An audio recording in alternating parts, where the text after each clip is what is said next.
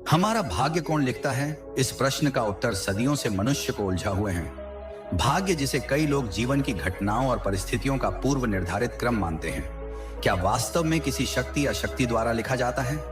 क्या यह ईश्वर कर्म या हमारे खुद के प्रयासों का परिणाम है? इस विषय पर विभिन्न धर्मों, दार्शनिकों और विचारकों ने अपने नए दृष्टिकोण प्रस्तुत किए हैं। भाग्य के इस रहस्यमय और भाग्य के निर्माता हैं। तो चलिए दोस्तों, जानते हैं इस बौद्ध कहानी के माध्यम से कि आखिर कर्मों का खेल है क्या और कर्मों का फल हमें कैसे मिलता है। तो चलिए दोस्तों, आज की बौद्ध कहानी को शुरू करते हैं। दोस्तों, वीडियो को एंड तक पूरा जरूर देखना, क्योंकि यह कहानी काफी प्रेरणादायक और ज्ञानवर्धक होने वाली है।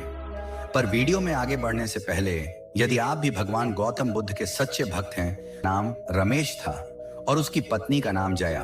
वे दोनों मेहनती थे, दिन रात खेतों में काम करते थे, परंतु फिर भी गरीबी उनके जीवन का अभिन्न हिस्सा बनी हुई थी। उनके पास इतने ही साधन थे कि दिन में 2 वक्त का भोजन जुटा सकें। नए कपड़े खरीदना, घर की मरम्मत करवाना और बच्चों की पढ़ाई जैसे खर्चे उनके लिए किसी सपने जैसे थे। रमेश और जया का जीवन कठिनाइयों से भरा था, फिर भी दोनों ने कभी अपनी मेहनत से हार नहीं मानी। रमेश रोज तड़के उठकर खेतों में काम करता और जया घर के काम के साथ साथ खेतों में भी उसका हाथ बंटाती। उन्होंने अपने जीवन में सुख सुविधाओं की कमी के बावजूद कभी निराशा को अपने ऊपर हावी नहीं होने दिया।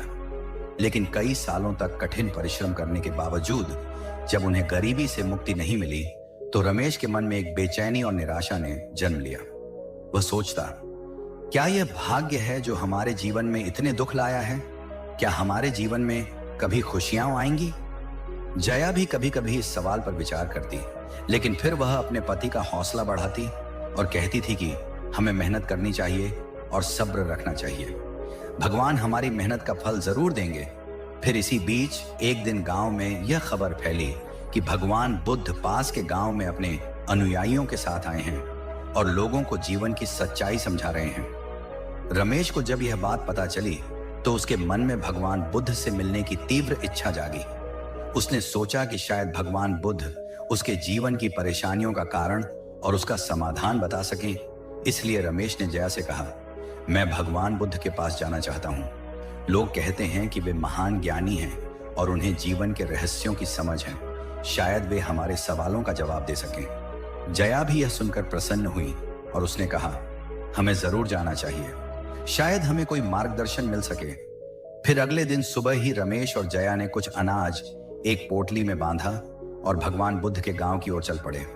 कई मील की कठिन यात्रा के बाद वे वहां पहुंचे, जहां भगवान बुद्ध लोगों को जीवन के दुखों और उनके कारणों के बारे में समझा रहे थे। रमेश और जया भी उनके प्रवचन को ध्यानपूर्वक सुनने लगे, क्योंकि प्रवचन में भगवान बुद्ध ने कहा, मनुष्य के दुखों का कारण उसके अपने कर्म हैं। ये संसार का नियम है कि जैसे कर्म किए जाते हैं, वैसे ही परिणाम सामने आते हैं। दुख और सुख दोनों ही हमारे अपने कर्मों का फल हैं। यह सुनकर रमेश के मन में एक सवाल उठा। उसने साहस जुटाकर बुद्ध से पूछा, भगवान, क्या हमारा भाग्य पहले से ही लिखा हुआ है?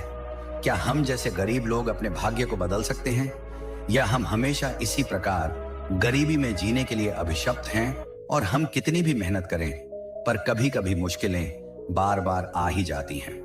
इनसे लड़ने की शक्ति हम कहां से पाएं? भगवान रमेश की इस बात पर बुद्ध मुस्कुराए और बोले, मनुष्य अपने कर्मों से अपना भाग्य स्वयं बनाता है। अगर तुमने कठिन परिश्रम किया है और सही मार्ग पर चले हो, तो तुम्हारे जीवन में अवश्य बदलाव आएगा। परंतु अपने भीतर की करुणा और दूसरों के प्रति प्रेम भी जरूरी है। बिना सही दृष्टि के केवल परिश्रम से ही सब कुछ प्राप्त नहीं होता। जब तक तुम धैर्य, सहनशीलता और करुणा के साथ अपने जीवन का हर कार्य करोगे, तो तुम्हें कठिनाइयों से जूझने की शक्ति मिलेगी, क्योंकि हर कठिनाई तुम्हें कुछ सिखाने के लिए आती है। बुद्ध की यह बात रमेश और जया को समझ में आई और वहां परंतु वे दोनों और अधिक जानने के लिए उत्सुक थे कि कैसे वे अपने कर्मों से अपना भाग्य बदल सकते हैं। उन्होंने बुद्ध से आग्रह किया कि उन्हें अपने जीवन में सही मार्ग पर चलने का तरीका समझाए। रमेश और जया के सवाल सुनकर भगवान बुद्ध ने उन्हें ध्यान से देखा और समझ गए कि वे लोग सच में अपने जीवन में बदलाव लाना चाहते हैं। बुद्ध ने मुस्कुराते हुए कहा, रमेश, जया, जीवन में दुखों का कारण हमारी अनियंत्रित इच्छाएं, लालच और अनुचित कर्म होते हैं। अगर तुम अपनी सोच को बदलो और कर्मों को सही मार्ग पर ले आओ तो तुम्हारे जीवन में अवश्य बदलाव आएगा। बुद्ध की इस बात पर रमेश ने विनम्रता से पूछा, भगवान, हम कैसे जान सकते हैं कि हमारे कर्म सही हैं? हम कठिन परिश्रम तो कर ही रहे हैं, फिर भी हमारा जीवन इतना कठिन क्यों है? इस पर भगवान गौतम ने कहा, सही कर्म वही हैं जो करुणा, सत्य और न्याय पर आधारित हों। केवल कठोर परिश्रम ही नहीं, बल्कि तुम्हारा दृष्टिकोण दूसरों के प्रति प्रेम और करुणा भी आवश्यक है। क्या तुमने कभी सोचा है कि तुम्हारे परिश्रम का लाभ दूसरों को भी मिले? यह सुनकर रमेश और जया थोड़ा अचंभित हुए। रमेश ने उत्तर दिया, हमने तो हमेशा अपने परिवार और खुद के लिए ही परिश्रम किया है, लेकिन दूसरों के लिए नहीं। हम इतना ही सोचते हैं कि हम अपनी गरीबी दूर कर सकें। यह सुनकर बुद्ध ने समझाया कि यहां तुम अपनी सोच को थोड़ा बदल सकते हो। अगर तुम दूसरों की सहायता करने का प्रयास करोगे, करुणा और उदारता दिखाओगे, तो तुम्हारे मन का बोझ हल्का होगा और तुम्हें सच्चा संतोष मिलेगा। याद रखो, संसार में किसी के लिए कुछ अच्छा करने से वह भलाई लौटकर तुम्हारे जीवन में आएगी। बुद्ध की बातें सुनकर रमेश और जया ने करुणा का महत्व समझा। उन्होंने निर्णय लिया कि अब से वे सिर्फ अपने बारे में नहीं सोचेंगे, बल्कि गांव के अन्य लोगों की भी सहायता करेंगे। यही सोचकर रमेश और जया बुद्ध से विदा लेकर वापस गांव लौट गए और अगले ही दिन सुन दोनों ने यह भी सोचा कि साथ अपने खेत में काम करने के लिए गरीब मजदूरों को रोजगार देगा, ताकि उनकी आजीविका भी सुधर सके। इसके बाद रमेश और जया ने अपने जीवन में धीरे धीरे करुणा और परोपकार का मार्ग अपनाया। वे अन्य गरीब परिवारों की मदद करने लगे। उन्होंने देखा कि जब वे अपने साथ साथ दूसरों की भलाई के बारे में सोचते हैं तो उनका मन प्रसन्न रहता है। फिर कुछ ही महीनों में रमेश और जया के जीवन में एक नया बदलाव आया। वे जो फसल बोते थे वह बेहतर होने लगी और गांव के लोग भी उनका साथ देने लगे।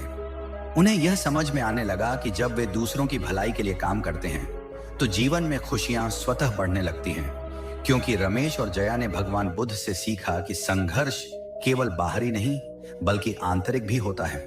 जीवन में जो दुख और कठिनाई हमें परेशान करते हैं, उनका सामना हम केवल बाहरी साधनों से नहीं बल्कि आंतरिक शक्ति से कर सकते हैं। उनके भीतर जो परिवर्तन आया, उससे उनकी सोच में एक नई ऊर्जा का संचार हुआ और अब रमेश और जया ने भगवान बुद्ध के उपदेशों को अपने जीवन में पूरी तरह अपनाना शुरू कर दिया था। वे अब सिर्फ अपने लिए नहीं बल्कि अपने आसपास के लोगों के लिए भी सोचते थे। उनके व्यवहार में जो करुणा, प्रेम और सहानुभूति आई थी, उसने गांव के अन्य लोगों पर भी सकारात्मक प्रभाव डाला।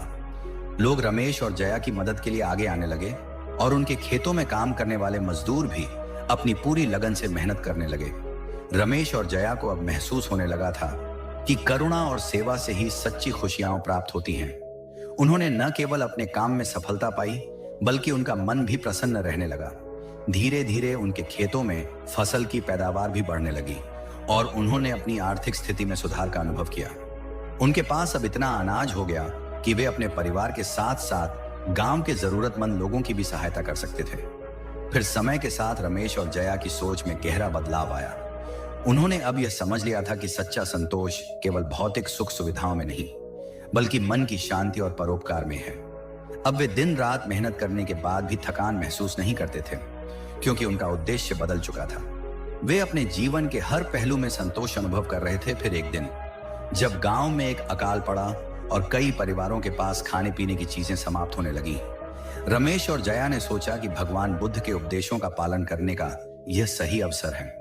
उन्होंने अपने खेतों से जो अनाज उगाया था उसका एक बड़ा हिस्सा गांव के लोगों में बांट दिया ताकि सभी को भोजन मिल सके। उनके इस निर्णय ने गांव के लोगों का मन जीत लिया और गांव के लोगों ने रमेश और जया को एक नया सम्मान और आदर दिया।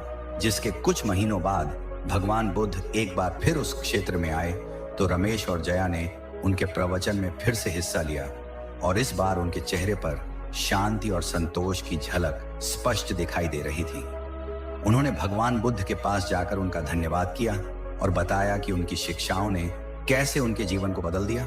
रमेश ने बुद्ध से कहा, भगवान, आपकी करुणा और परोपकार की शिक्षाओं ने हमारे जीवन में अद्भुत बदलाव लाया है। हमने सीखा है कि सच्चा सुख दूसरों के साथ बांटने में है और जीवन में संतोष का सबसे बड़ा स्रोत करुणा और सेवा है। यह सुनकर बुद्ध ने मुस्कुराते हुए उत्तर दिया, रमेश, तुमने यह समझ लिया है कि सच्चा भाग्य वही है जिसे हम अपने कर्मों से बनाते हैं। जब हम अपनी इच्छाओं और स्वार्थ को छोड़कर दूसरों की भलाई के लिए काम करते हैं तो हमारे जीवन में सच्चा सुख और संतोष आता है। और अब तुम दोनों ने यह भी अच्छे से समझ लिया है कि मनुष्य का भाग्य पहले से लिखा हुआ नहीं होता, बल्कि हमारे कर्मों और दृष्टिकोण से ही उसका निर्माण होता है। इसलिए रमेश और जया, तुम दोनों अपने जीवन में इसी तरह परोपकार करते रहना और सच्चाई के रास्ते पर चलते रहना, जिससे तुम्हारा जीवन हर समय खुशियों से भरा रहेगा। फिर बौद्ध की इस प्रेरणादायक बात को सुनने के बाद वे दोनों बुद्ध को प्रणाम करके वहां से विदा लेकर वापस अपने गांव लौट गए, क्योंकि उनके जीवन में खुशियां थी। तो उम्मीद है दोस्तों, आज की प्रेरणादायक बौद्ध कहानी आपको बहुत अच्छी लगी होगी। तो इस वीडियो को अपने दोस्तों के साथ भी शेयर करें। मिलते हैं अगली वीडियो में, तब तक के लिए नमो बुद्धाय।